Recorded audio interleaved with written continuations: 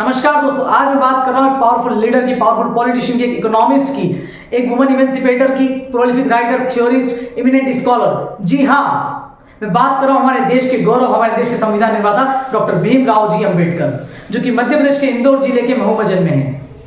इन्होंने अभी तो देश में नहीं, विदेशों में भी नाम हमारे देश का काफी ऊंचा करा है।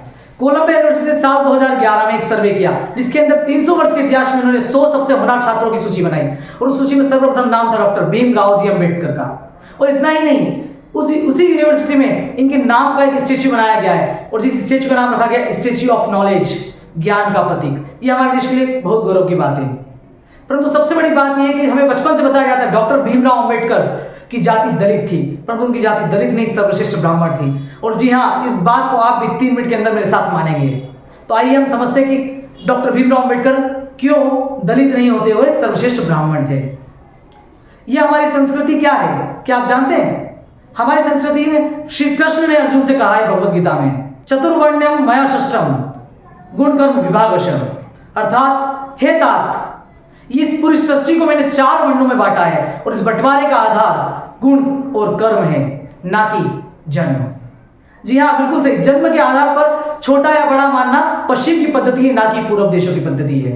हम तो मानते आए, जात ना पूछो साधु की, पूछ लीजिए ज्ञान, मोल करो तलवार का, पड़ी रहन दो म्यान। जी हाँ, ये दोहा लिखने वाले भी एक दलित थे, जिन्हें हमने संत कबीर की उपाधि दी। प्रभु श्री राम के सभा में सबसे ऊंचा स्थान प्रभु श्री राम का नहीं, निषेधराज का होता था, जो कि एक दलित थे, परंतु गुण व कर्म से वह एक क्षत्रिय थे। जी हाँ, प्रभु श्री राम ने झूठे बेर किसके खाए थे? माता शबरी के। वह भी एक दलित थी, परंतु गुण और कर्म के आधार पर उनसे बड़ा तपस्वी कौन? और जी हाँ, मैं बात कर रहा हूं प्रभु श्री राम के गुरु महर्षि वाल्मीकि, जिन्होंने रामायण की रचना करी। वह भी एक दलित थे जन्म के आधार पर, परंतु गुण और कर्म में उनसे श्रेष्ठ ब्राह्मण कौन? जन्म के आधार पर जाति को बांटना पश्चिम की पद्धति है, हमारी संस्कृति नहीं। पर दुर्भाग्य है कि आज हम हमारी संस्कृति को भूल रहे हैं।